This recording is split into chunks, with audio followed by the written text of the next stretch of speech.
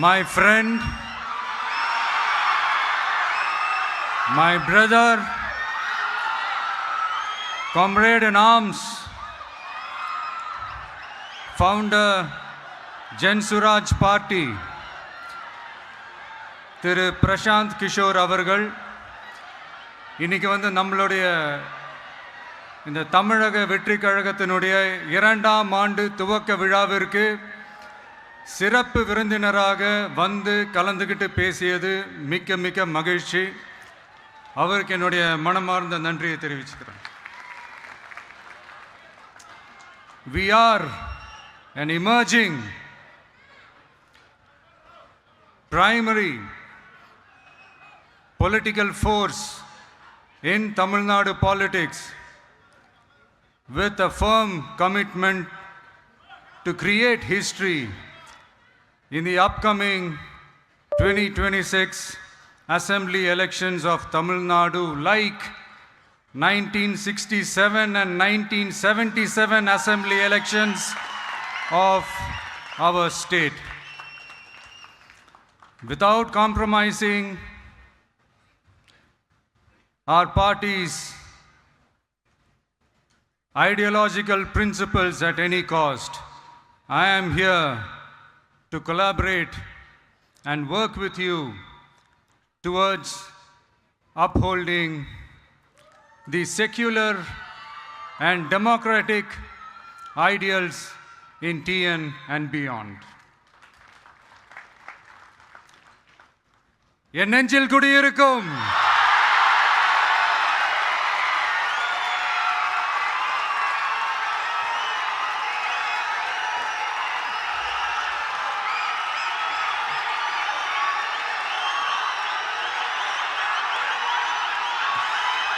என்னுடைய தோழர்கள், தோழிகள் எல்லாருக்கும் என்னுடைய வணக்கம். வணக்கம் வணக்கம்.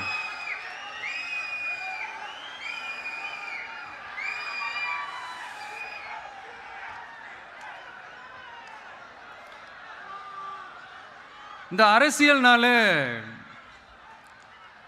வேற லெவல் தான்ல.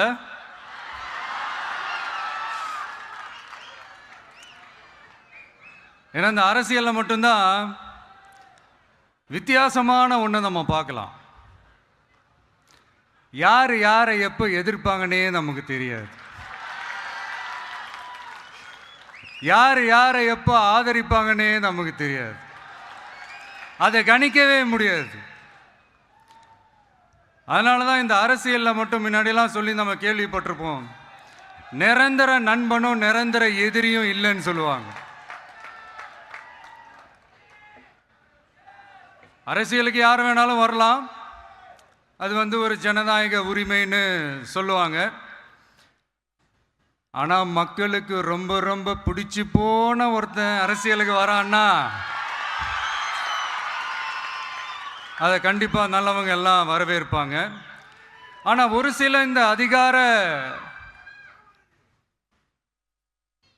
இல்லை அது வேணாம், ஒரு சில பேருக்கு மட்டும் கொஞ்சம் எரிச்சல் வரத்தானே செய்யும். அது இருக்கும் தானே. என்னடா இவன் திடீர்னு ஒருத்தன் என்ட்ரி கொடுத்துட்டானே,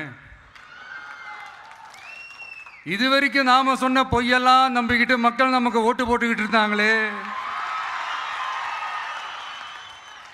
ஆனால் இப்போ இவன் சொல்றதெல்லாம் பார்த்தா மக்கள் மனசுக்கு ரொம்ப நெருக்கமாக வேற இருக்குது. அதுவே நமக்கு ஒரு பெரிய நெருக்கடியாகவும் இருக்குது. இவனை என்ன பண்ணலாம், என்ன செய்யலாம், எப்படி இவனை இது பண்ணலாம், க்ளோஸ் பண்ணலாம்.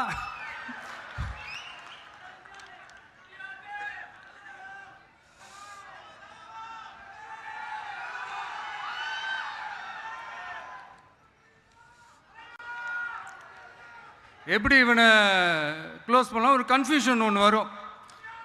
அந்த கன்ஃபியூஷனில் கத்துறதா கதறதா என்ன பண்ணுறதுன்னு தெரியாமல் வர்றவன் போகிறவன்லாம் கட்சி ஆரம்பிக்கிறான்னு சொல்லி இப்படி ஏதாவது பேச ஆரம்பிப்பாங்க. இப்போ நம்ம ஆட்சியில் இருக்கிறவங்க நமக்கு எதிராக பேசுகிறாங்க இல்லையா, அந்த மாதிரி.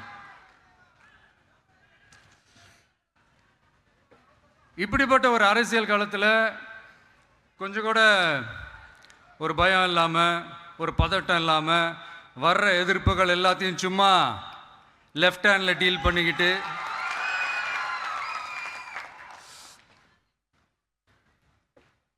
இதோ நம்மளுடைய தமிழக வெற்றி கழகம் முதலாவது ஆண்டை கடந்து இப்போ 2வது ஆண்டில் அடி எடுத்து வைக்கிறோம்.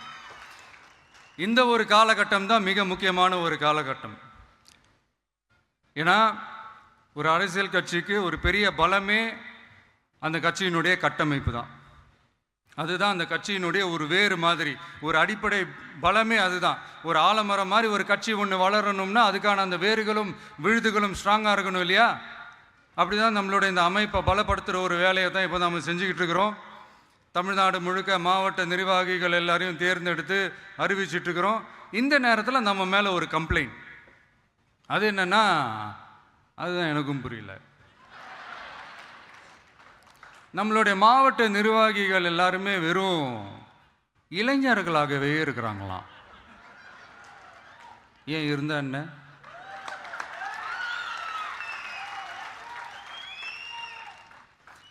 அறிஞர் அண்ணா அவர்கள் கட்சி ஆரம்பிச்சப்பா அவர் பின்னாடி நின்னதும், புரட்சி தலைவர் எம்ஜிஆர் அவர்கள் கட்சி ஆரம்பிச்சப்பா அவர் பின்னாடி நின்னதும் வெறும் இளைஞர்கள் தான். அந்த இளைஞர்களால தான் 1967லையும் 1977லையும் அந்த 2 தேர்தலையுமே ஒரு மிகப்பெரிய ஒரு வெற்றி கிடைச்சது. வரலாறு, அதுதான் வரலாறு. இப்போ அதே மாதிரி நம்ம மேலே இன்னொரு கம்ப்ளைண்ட், அது என்னன்னா, நம்மளுடைய கட்சி நிர்வாகிகள் எல்லாருமே சாதாரண குடும்பத்திலிருந்து வந்தவங்களாம். அதே தான் இங்கேயும் கேட்குறேன், ஏன் வரக்கூடாதா?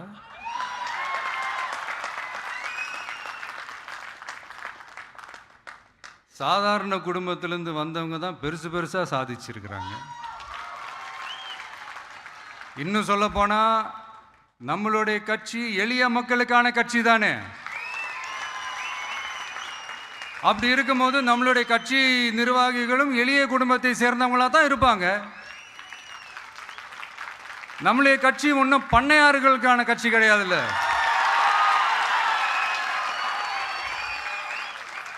முன்னாடிலாம் அந்த காலத்தில் பண்ணையாருங்க தான் பதவியில் இருப்பாங்க. இப்போ கொஞ்சம் உல்ட்டா மாறிடுச்சு, பதவியில் இருக்கிறவங்களாம் பண்ணையாரா மாறிடுறாங்க.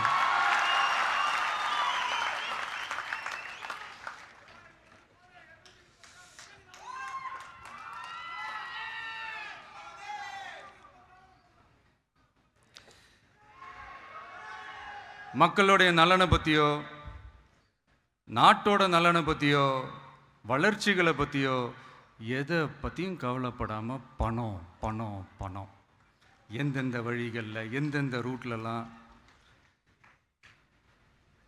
இப்படிப்பட்ட இந்த மைண்ட் செட் உள்ள இந்த பண்ணையார்களை அரசியலை விட்டே அகற்றுவது தான் நம்மளுடைய முதல் வேலை.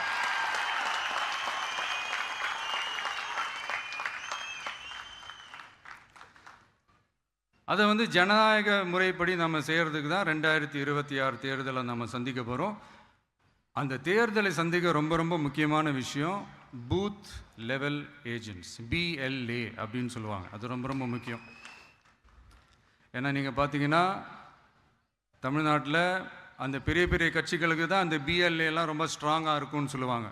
ஒரு அப்ராக்சிமேட்டாக ஒரு 69,000 பூத்ஸ் இருக்குது. அது எல்லாத்துக்குமே பூத் ஏஜென்ட்ஸாக நம்மளுடைய கட்சி தோழர்களை தான் நியமிக்க போகிறோம். கூடிய சீக்கிரமே பூத் கமிட்டி மாநாடுன்னு ஒன்று நடத்த போகிறோம்.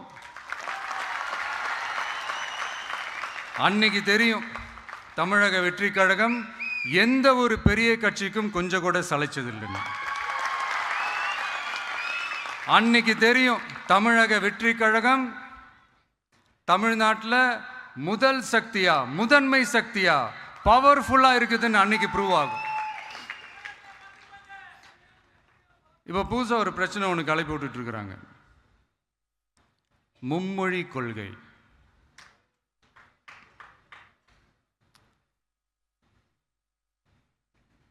அதாவது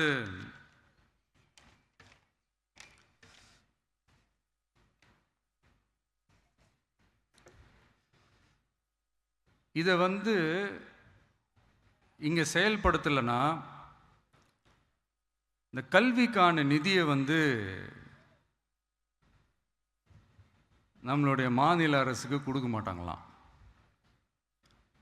இந்த எல்கேஜி யூகேஜி பசங்க சண்டை போட்டுப்பாங்க தெரியுமா, அந்த மாதிரி கொடுக்க வேண்டியது அவங்களோட கடமை, இங்கே இவங்க வாங்க வேண்டியது இவங்களுடைய உரிமை. ஆனால் இவங்க 2 பேரும் இங்கே எவ்வளோ சீரியஸாக ஒரு பிரச்சனை ஓடிக்கிட்டு இருக்கு.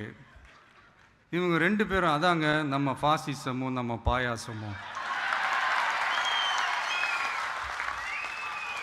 அதான் நம்ம அரசியல் இனிமையும் கொள்கை இனிமையும். 2 பேரும் என்ன பண்ணுறாங்கன்னா 2 பேரும் பேசி வச்சுக்கிட்டு இந்த செட்டிங்லாம் பண்ணி வச்சுக்கிட்டு மாற்றி மாற்றி சோஷியல் மீடியாவில் ஹேஷ்டாக் போட்டு விளையாட்டுருக்குறாங்க.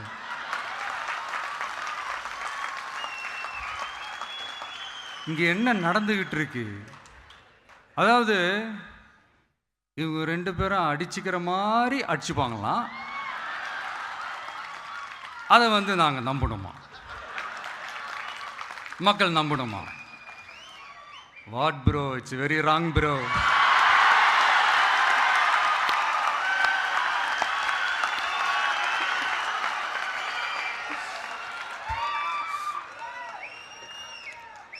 இதுக்கு நடுவில் நம்ம பசங்க உள்ள பூந்து அங்கே ஒரு சம்பவம் ஒன்று பண்ணிட்டு டக்குன்னு வெளியே வந்துடுறது. டிவி கே ஃபார் டிஎன் அப்படின்னு சொல்லி.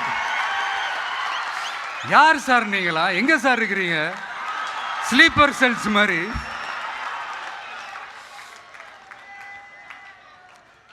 அதனால இதெல்லாம் மக்களுக்கு நாம சொல்லி புரிய வைக்க வேண்டிய அவசியமே கிடையாது. அவங்களுக்கே தெரியுதெல்லாம் எவ்வளோ பெரிய ஒரு ஏமாத்து வேலைன்னு. நம்ம ஊர் சுயமரியாதை ஊர், நாம் எல்லாரையும் மதிப்போம். ஆனால் சுயமரியாதையை மட்டும் யாருக்காகவும் எதுக்காகவும் விட்டு கொடுக்க மாட்டோம். நாம் எல்லா மொழிகளையும் மதிப்போம், அதில் மாற்றுக்கிறதே கிடையாது. தனிப்பட்ட முறையில் யார் வேணாலும் எந்த ஸ்கூலில் வேணாலும் படிக்கலாங்க. உனக்கு எந்த மொழி வேணுமோ, எப்போ கற்றுக்கணுமோ, உனக்கு எப்போ தோணுதோ கற்றுக்கலாம். அதெல்லாம் அவங்கவுங்களோட தனிப்பட்ட ஒரு உரிமை. ஆனால் கூட்டாட்சி தத்துவத்தை மீறி மாநில தன்னாட்சி உரிமைக்கு எதிராக ஒரு மாநில அரசின் மொழி கொள்கையை, கல்வி கொள்கையை கேள்விக்குறியாக்கி வேறு ஒரு மொழியை வலுக்கட்டாயமாக திணிச்சா, அதுவும் அரசியல் ரீதியாக திணிச்சா எப்படி ப்ரோ?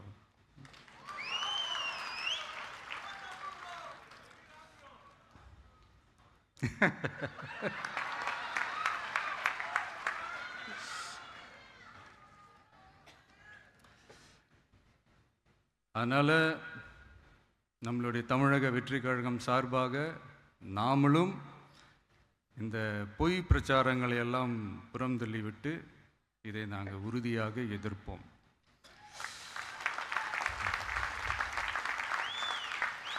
கான்ஃபிடென்ட்டாக இருங்க, நல்லதே நடக்கும், வெற்றி நிச்சயம். மீண்டும் சந்திக்கும் வரை நன்றி, வணக்கம்.